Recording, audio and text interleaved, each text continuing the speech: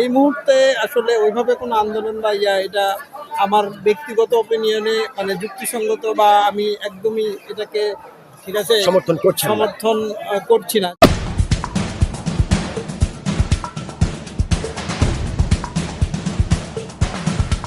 আসসালামু আলাইকুম। অসংখ্য ধন্যবাদ ভাইজান আপনাকে কথা বলার সুযোগ করে দেওয়ার জন্য।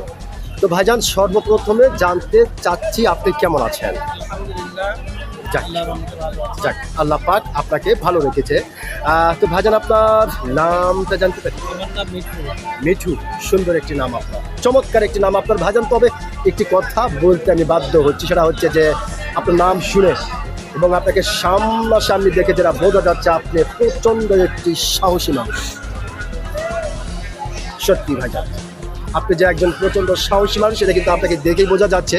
তো ভাইজান, যেহেতু আপনি একজন সচেতন নাগরিক এবং একজন সাহসী মানুষ, সেক্ষেত্রে এই বিষয়টি আপনার কাছ থেকে জানতে চাচ্ছি যে আমাদের বাংলাদেশের একটি রাজনৈতিক দল জামাত ইসলাম, তারা বলতেছে যে বাংলাদেশের জনগণকে সঙ্গে করে নিয়ে খুব তাড়াতাড়ি একটি আন্দোলনে ঝাঁপিয়ে পড়বে। তাদের বিষয়টি হচ্ছে যে যদি কাঙ্ক্ষিত সময়ের মধ্যে জুলাই সনদ বাস্তবায়ন না করা হয় তাহলে তারা এই বাংলাদেশের জনগণকে সঙ্গে করে নিয়ে এই আন্দোলনে ঝাঁপিয়ে পড়বে। তো ভাইজান, আপনি একজন সচেতন নাগরিক হিসাবে আপনার কাছ থেকে জানতে চাই যে আসলে তাদের এই বিষয়টিকে আপনি কীভাবে দেখতেছেন?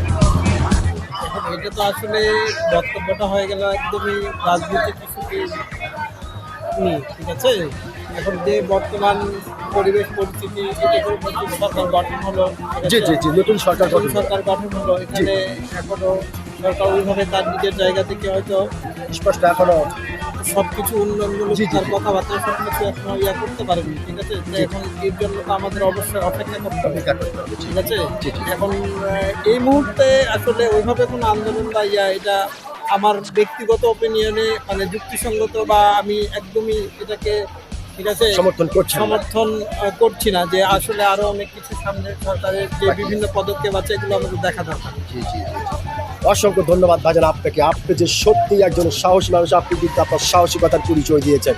আপনি বেশ কয়েকটি গুরুত্বপূর্ণ কথা আলোচনা করেছেন। আমি আশা করবো আপনার এই গুরুত্বপূর্ণ কথাটি বাংলাদেশের সমস্ত সচেতন নাগরিকদের হৃদয়ে জায়গা করে দেবে। অসংখ্য ধন্যবাদ আপনাকে।